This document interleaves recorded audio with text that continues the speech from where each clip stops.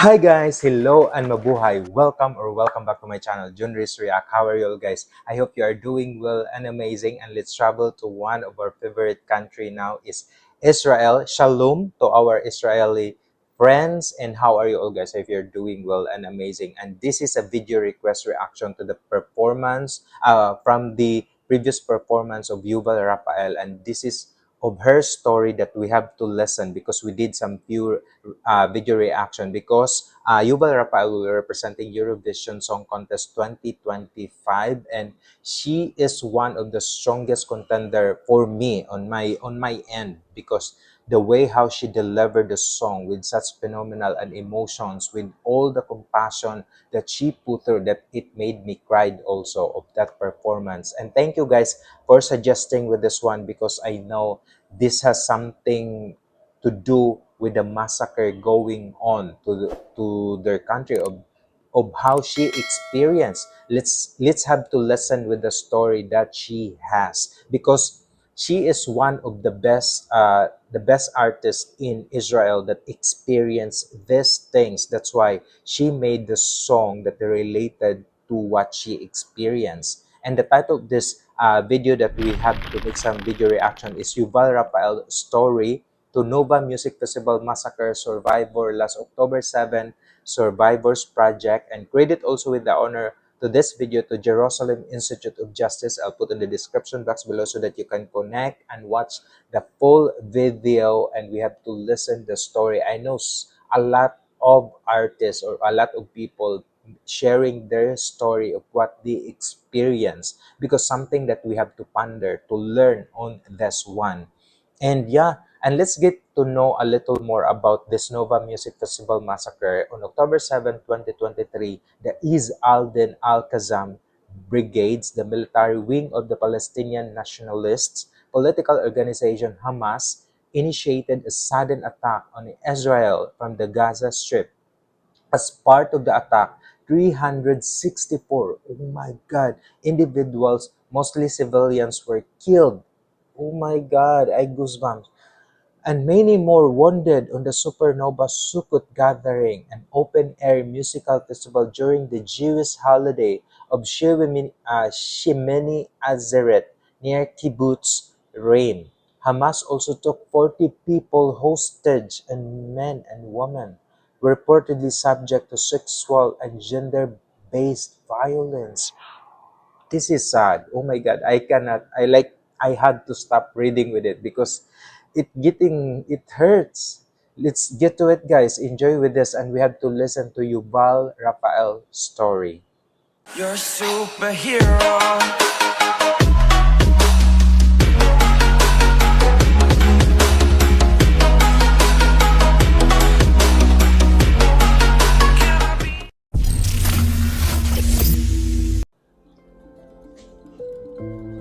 Hello, my name is Yuval Raphael. I'm a 23-year-old. I was at the Nova Music Festival with 4 other of my friends. We were 5 in total. In Hebrew, we say we were in orot, like we were in lights. We were very excited. One of my friends waited for that party for like 6 months. It's a very, very big production. We went to the Kanta, to our resting place. And that's when everything started. And I remember looking immediately at my phone, and I saw 40 updates, 40 notifications of red alerts. I was pretty calm about it because before October 7th, I was positioned in the army. I was the one that allows Palestinians in for work. There's a lot of Palestinian employees that have authorization to go inside Israel and work and then go back. So still, I was very, very calm. Like I was a pretty calm person. So when I saw all of that, I was like, let's just stay. Like, we're on the Gaza Strip. This is something that happens here. But then after a few minutes, everyone started screaming like, you have to evacuate, this party is done. So we took all of our stuff, we took the tent and everything, and we just ran to the car. And that's when I saw all the missiles. There was a lot of people trying to get out, so there was a line of cars. We took a left and started driving. The idea was to go to Bar's house, which is 15 minutes away from where the party was in kibbutz Oraner. When we connected to the 232 road, we started seeing cars going around, like going back to where the party is. And we couldn't understand what was going on. So we asked someone to stop the car. He opened the window and we asked him what is going on. And they were saying that there is probably a terrorist on the road shooting cars. Obviously, we were not taking any chances, and Adar, the one driving the car, she remembered we saw 2 bomb shelters on both sides of the roads. She decided she wanted to go inside the bomb shelter. So we turned around, we parked the car.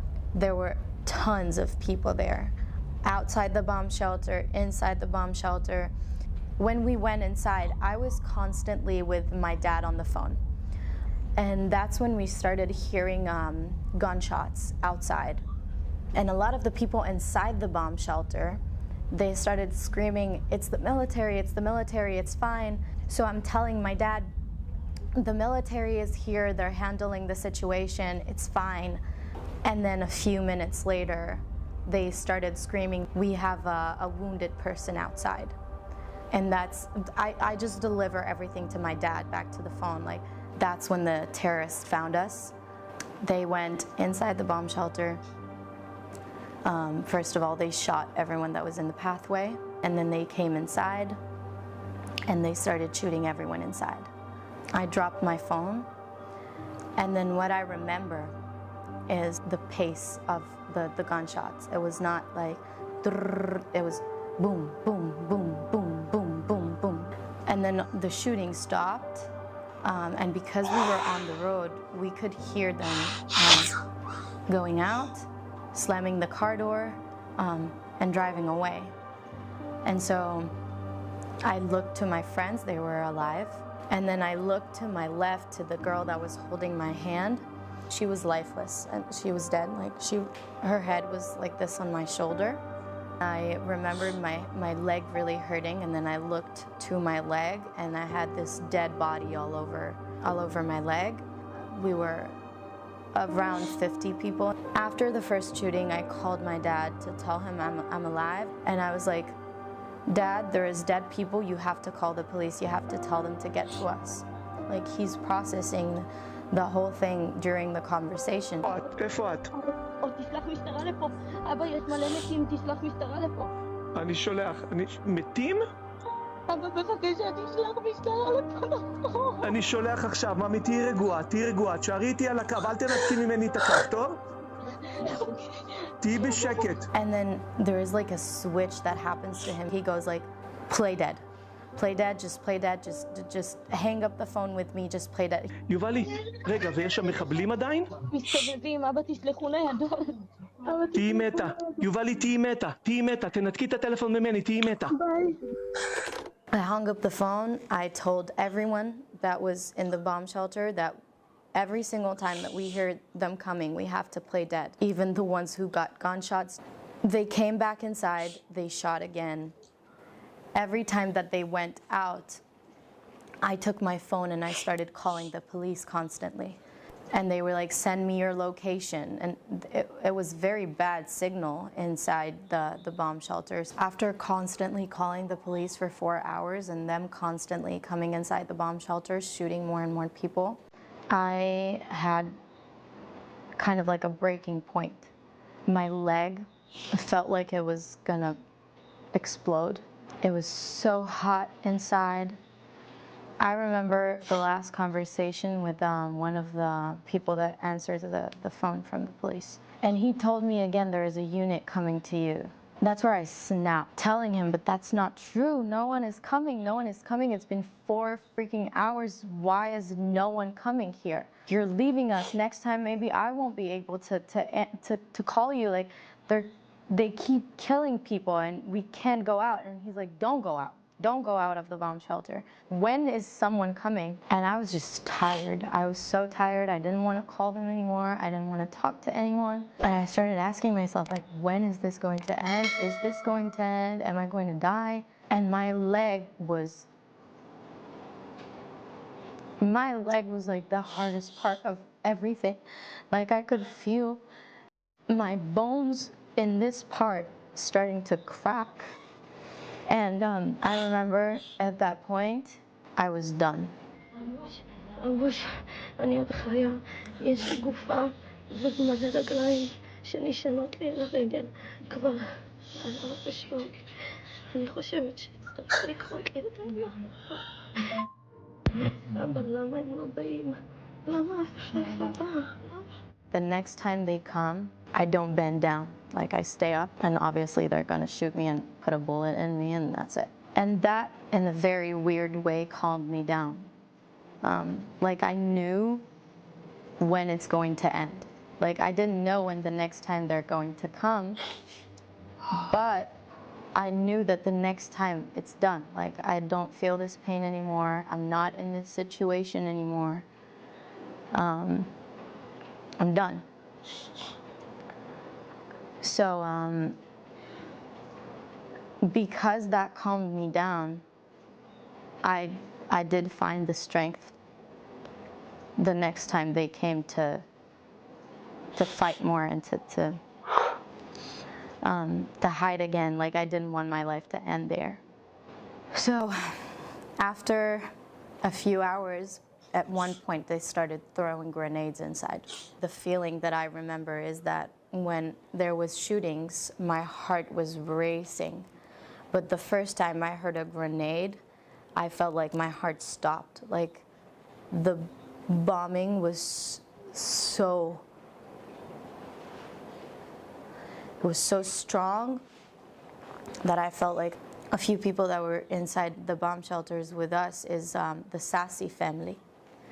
Avi Sassi, he jumped on the first grenade. I remember also at one point, every time after they started shooting throwing grenades, every time I opened my eyes, I could see like there's less and less people. And I didn't understand what that was. I didn't think about it at that time. But now, like, it was because people exploded. And then, because a lot of us had our phones, I remember someone saying something about the internet is saying that the military is now handling the situation. That's when they started coming less frequently. So at that point I started like looking for my phone. I remember like twisting a little bit to this side and I could see my phone on the back of the dead body or something, somewhere between around this area. And I found it and I picked it up and I called my dad. He told me on the phone, I found a rescuer. Like I found someone that will pick you up. He is with a unit, he is looking for his daughter, which is also there. Talk to him, send him your location, and then he'll come get you. And then I told that to my friends. I called him. He asked me to count the survivors inside, like how many survivors there is inside. He said he was gonna be there in half an hour.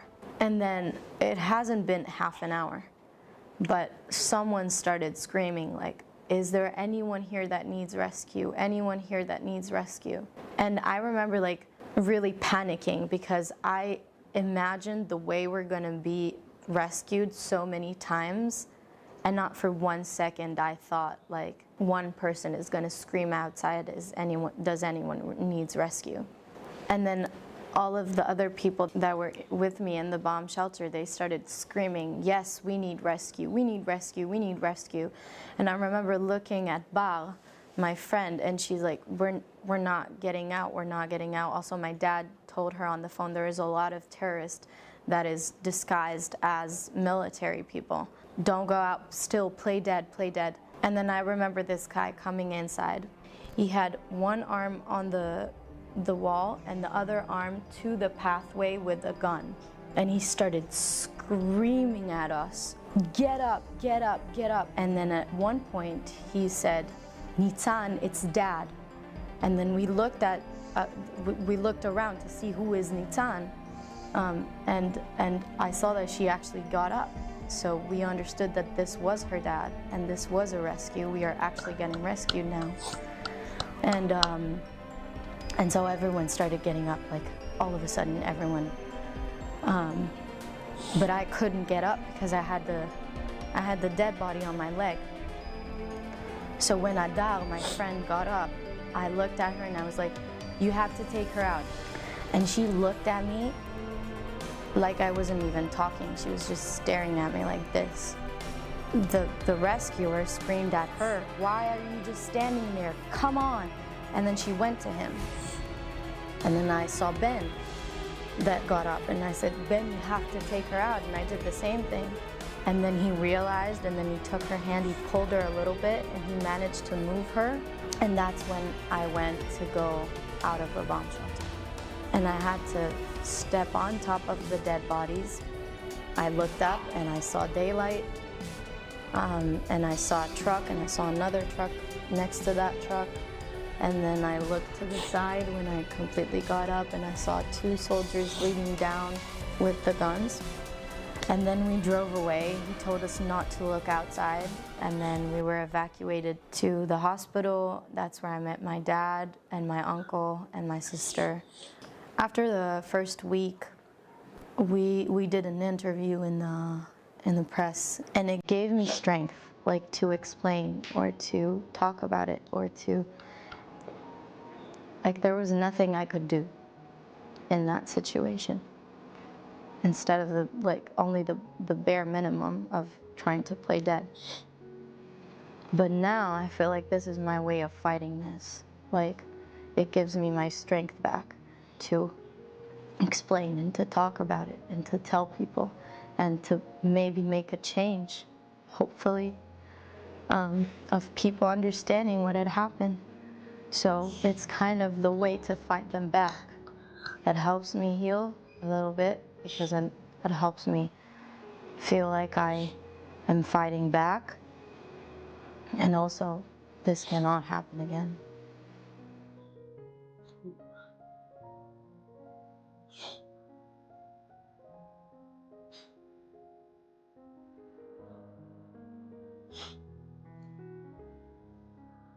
Oh my God. Ooh, it really breaks my heart. Yuval Raphael was very strong woman. Like, I could not imagine. Ooh, the time that they were there. It's really, really sad. And yeah, things happen for a reason. That's why she will represent Eurovision as a survivor in this massacre. And that's really incredible of her. Showing the courage to all the women, to all the people around the globe, of how to be strong, how to fight in the situation like that. And she stands strong. And that's incredible. Oh my God. I really could not imagine those times they were there. Oh my God. That you really have to think on that moment that this is my this is my day that I will be die. Because imagine people getting massacred, people are throwing like grenades and everything, things like that. It's a dangerous place that things happens for a perfect reason. That's why she survived. A lot of them survived, and that's this life that was given to Yuval Raphael's is a story that people should have to learn of, and you can really tell to the young generations that whatever happens in life, move on and continue and fight and share your story, because it will help others also to survive, to be motivated and continue in their lives. And this is how Yuval Raphael's story was. It gives me like those feeling of courage, of to be how to be strong. She's a really, really a strong woman, and I salute. This is Thank you guys for suggesting with this one. And I had my moments. I had these moments. And thank you, Yuval Raphael, of your story and sharing it to the world, that people have to take and endure those pain, because it will heal sometimes. And I know you are healing it too. And I good luck to the performance of Eurovision Song Contest. I know that you will nail it. because of the story that you had. Thank you so much, guys.